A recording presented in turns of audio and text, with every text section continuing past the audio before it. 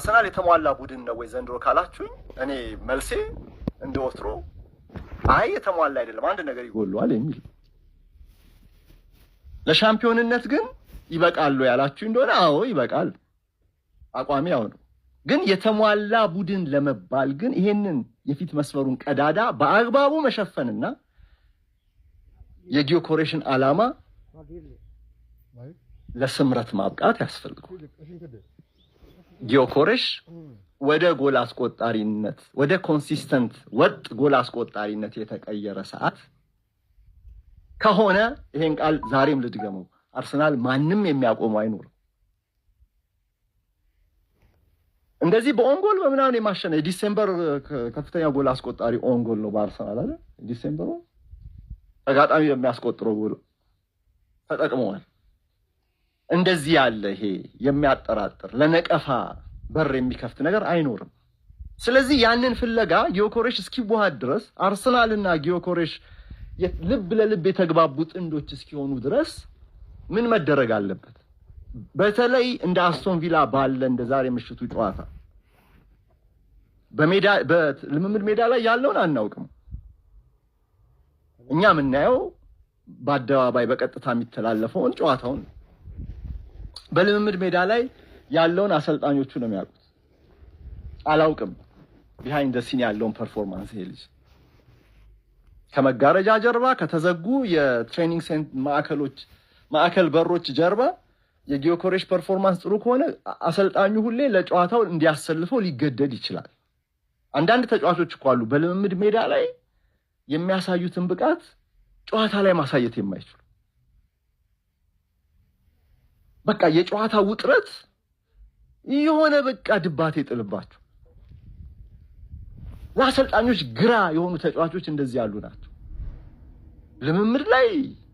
እንደ ንስር ይወራሉ ጨዋታ ላይ ላንድ ነው የሚያደርጉት ከመሬትም አይነሱ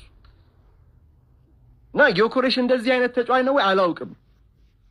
ይሄን አቃለው ብሎ መታበይ ተገቢ አይደል አላውቅም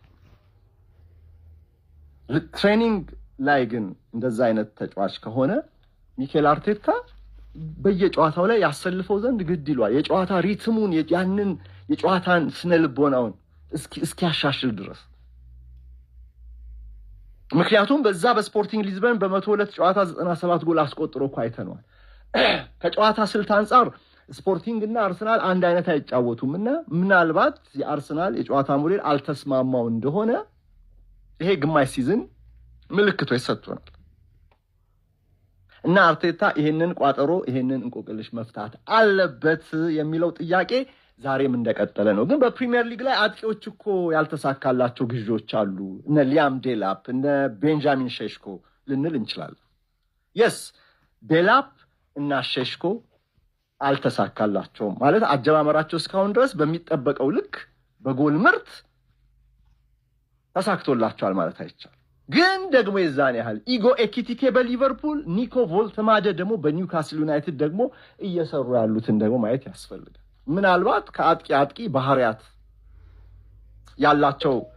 ተልእኮ ኃላፊነት ፖዚሽናል ሚና ሊለያይ ይችላል ይሄ አውት ኤንድ አውት አጥቂ ንጹህ 9 ቁጥር ነው ጊዮኮሬሽ ልክ እንደ ሼሽኮ ሁለቱም መጥተው በፕሪሚየር ሊጉ አጀማመሩ የተጠበቁትን ያህል እንዲሆኑ አላደረጋቸው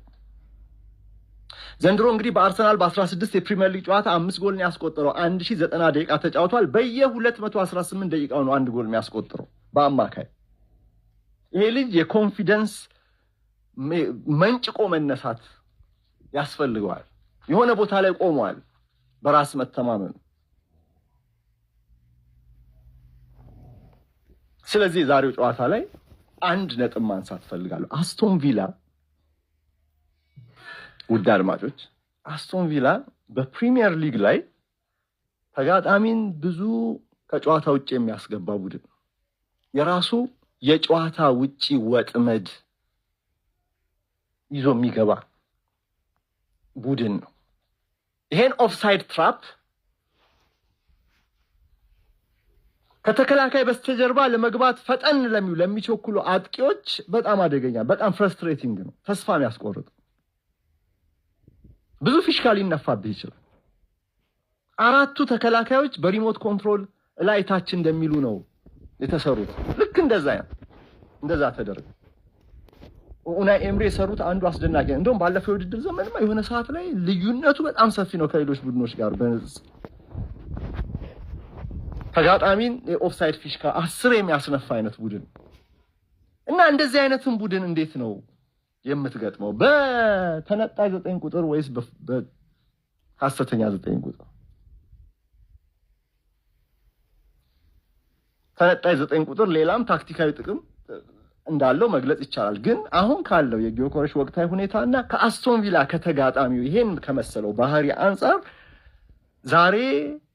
ሚኬል አርቴታ ተጠባባቂ ቢያደርገው በጋብሪኤል ጄሱስ ቢጀምር ወይ በሚኬል ሜሪኖ ቢጀምር መገረም የለብንም የሚለው ለዚህ የሰሞነኛው ፐርፎርማንሱ ጥሩ አይደለም ፍጹም ቅጣት ምት እንኳን ሰጥተውት ጎል አስቆጣሪነቱ እንደው ያንን አጥቂ አይደለ ጎል አስቆጥሮ የመጨፈር ሴሌብሬት የማድረጉን ያንን ሱሱን ትንሽ እንኳን እንዲያጠግብ እድል ሰጥተውት ነበር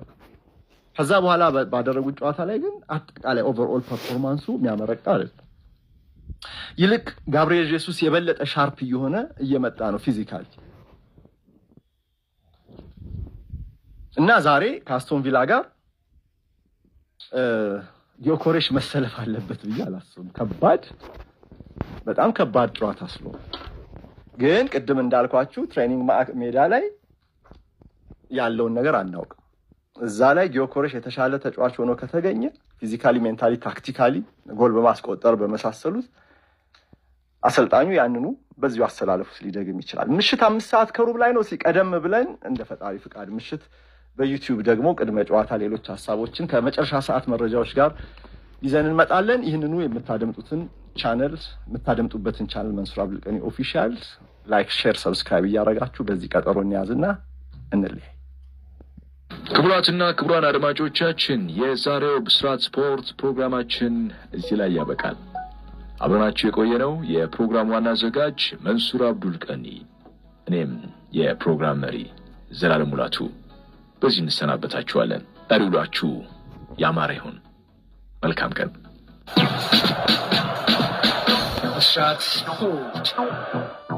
ጊዜው የጠቅ ክፍል ነው እጃችን ላይ ያለው ማንኛውም ስማርት ስልክ ከምን ጊዜም በላይ ፍጥነትንና ምቾትን ይዞልን መጥቷል ነገሩ እንዲህ ነው ስማርት ስልኩ ላይ የሚገኘው የትኛውንም የፋይናንስ ተቋም መተግበሪያ ሲከፍቱ የሚያገኙትን QR ስካነር ልክ እንደ ፎቶ ካሜራ በጣቱ ጠቅ አድርገው ይከፍቱታል ከዚያም አገልግሎት ሰጪው ያስቀመጠው የኢቲ QR ኮድ ማንበቢያ ስካን አድርገው ይከፍላሉ ማለት ነው የሚገርመው ይህ ብቻ አይደለም አሁን በኢቲ QR አማካኝነት ከሱ አካውንት ወይም ዋሌት ወደ ማንኛውም የአገልግሎት ሰጪ አካውንት ወይም ዋሌት ክፍያ መፈጸም ያስቻለ መሆኑ ነው በስልኮ የክፍያ መተግበሪያ ላይ ያለው QR ኮድ ከሁሉም የፋይናንስ ተቋማት ጋር በመተሳሰር ክፍያ ጠቅ ክፍል ለማድረግ ብቻ ሆኗል ከእንግዲህ ማንኛውንም አገልግሎት ሲጠቀሙ በአንድ ኢቲ QR ለሁሉም ጠቅ ክፍል ያድርጉ ተናባቢ ኢቲ QR በኢትስዊች የቀረበ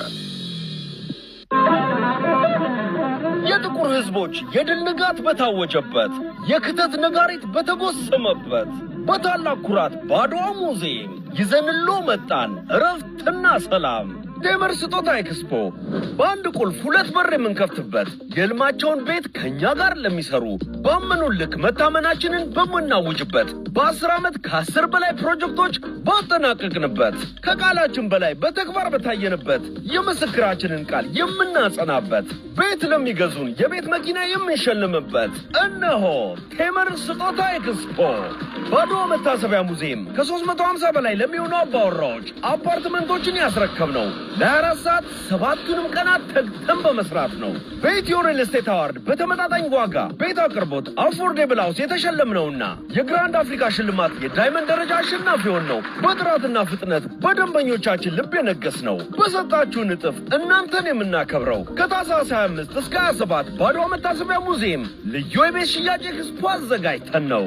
ዞሮ ከቤት እንደተባለው ወደ አገር ቤት ለሚመጡ ዲያስፖራዎችም ልዩ ነገር አዘጋጅተናል ቤትን እንደ ዳቦ የምንለው በተመጣጣኝ ዋጋ ለህዝባችን ለመድረስ ነው ቴምር ስጦታ ኤክስፖ ከቴምር ፕሮፐርቲስ አዘጋጅ አርኪ ኢቨንት ኦርጋናይዘር